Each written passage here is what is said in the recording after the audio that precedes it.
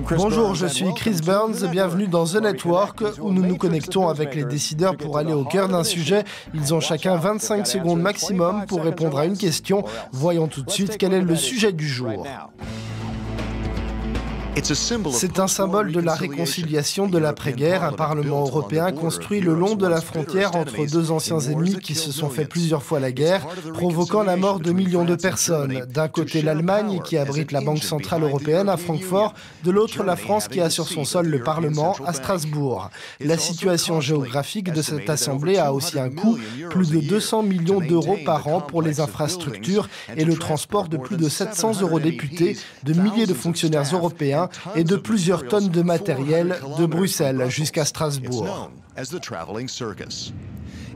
En ces temps de restrictions budgétaires, les appels à fermer le Parlement de Strasbourg se multiplient. Selon le gouvernement français, le site a été sanctuarisé par les traités européens. Certains craignent qu'un toilettage des traités rouvre la boîte de Pandore et relance le débat sur qui abrite telle institution et pourquoi. D'autres estiment que la fermeture de Strasbourg serait un geste symbolique de solidarité envers ceux qui souffrent des coupes budgétaires et permettrait aux citoyens de se réconcilier avec une union souvent critiquée pour ses gaspillages supposés. Nous sommes à présent avec Rainer Wieland, vice-président du Parlement européen et membre du groupe PPE. Il est partisan du maintien du Parlement à Strasbourg. Edward Macmillan Scott, également vice-président du Parlement européen, membre du groupe des libéraux-démocrates et coprésident de la campagne en faveur d'un siège unique du Parlement à Bruxelles. Nous sommes aussi avec Jonathan Izabi à Londres, directeur politique de l'Alliance des contribuables, favorable également à un Parlement uniquement à Bruxelles. Commençons par une question pour Rainer. Est-ce que le Parlement de Strasbourg doit fermer? Est-ce que ça ne pourrait pas être un geste de solidarité?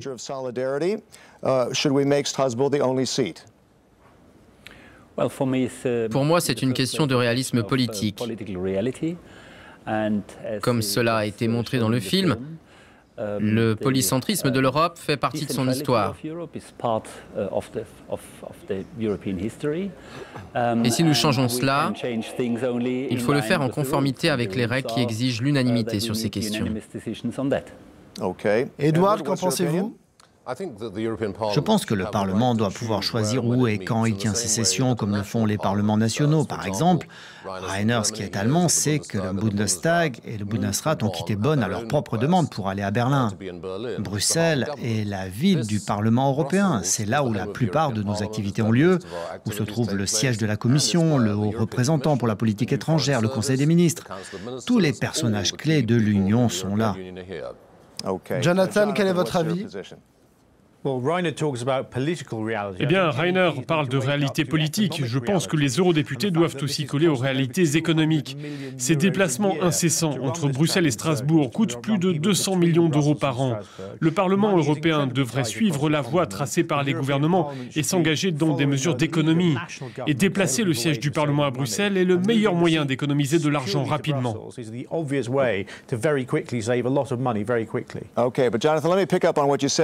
D'accord, mais Jonathan, je me permets de reprendre ce que vous avez dit parce que beaucoup de gens estiment que le récent rapport sur le coût financier et écologique des deux villes du Parlement européen noircit volontairement le tableau. Qu'en pensez-vous, Rainer?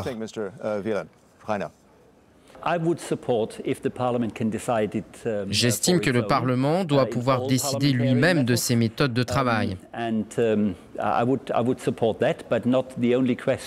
et que les réalités économiques doivent aussi être prises en compte. Par exemple, le contribuable allemand ne comprend pas pourquoi la Grande-Bretagne bénéficie toujours du fameux rabais qui lui a été octroyé au début des années 80.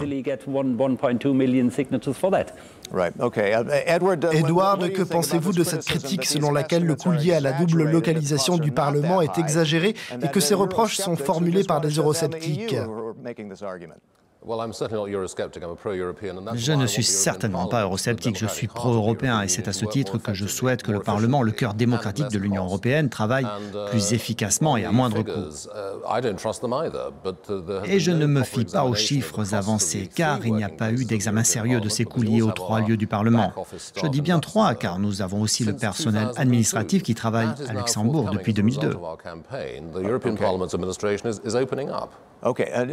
Jonathan, est-ce que la diversité géographique de l'Europe ne doit pas se retrouver dans la répartition territoriale des institutions? N'est-ce pas un moyen d'éviter ce que certains redoutent, c'est-à-dire un super-État centralisé à Bruxelles?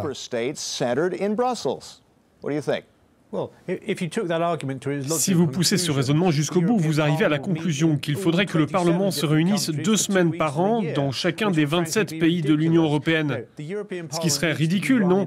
Le Parlement doit travailler efficacement et un siège unique serait un bon début. Bien sûr, les bureaux à Luxembourg devraient aussi être transférés à Bruxelles. Et il y a encore bien d'autres choses que le Parlement devrait faire. Rainer, qu'est-ce que vous pensez de cet argument de la diversité géographique? Vous y adhérez?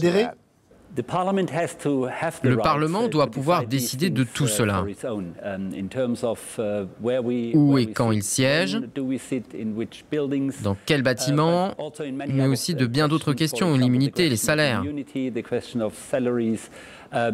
Si le Parlement européen obtient le droit de décider de tout cela, alors je serai prêt à ouvrir la discussion.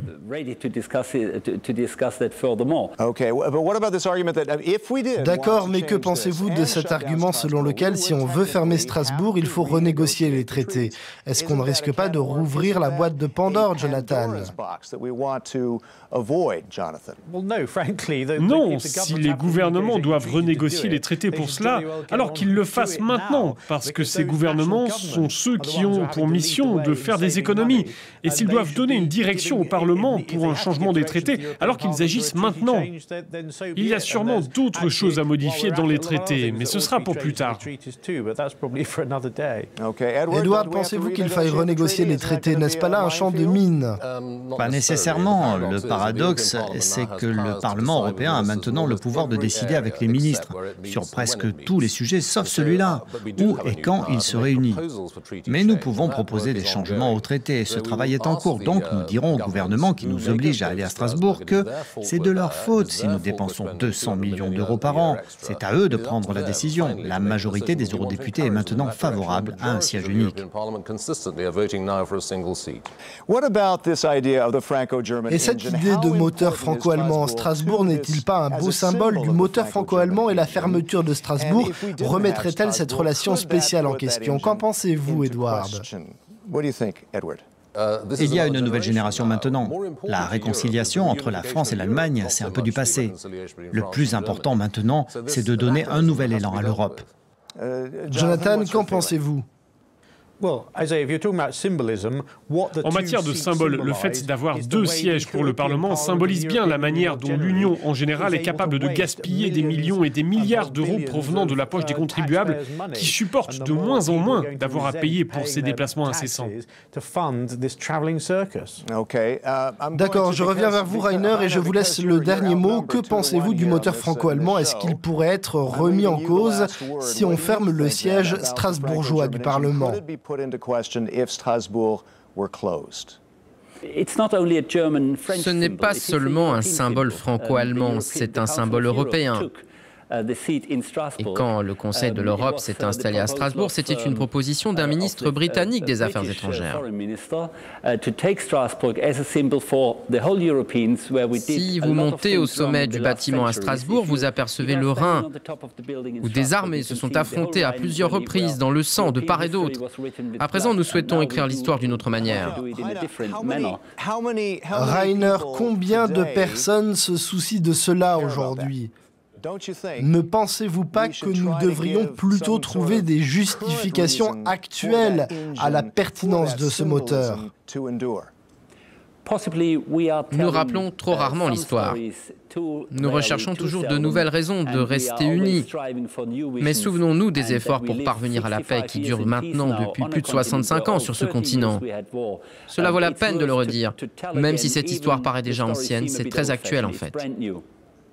Rainer, merci beaucoup, merci à vous tous. Le temps qui nous était imparti est écoulé. Merci à nos invités Rainer Wieland, Edward Macmillan Scott et Jonathan Iseby. Je suis Chris Burns et je vous dis à bientôt dans The Network.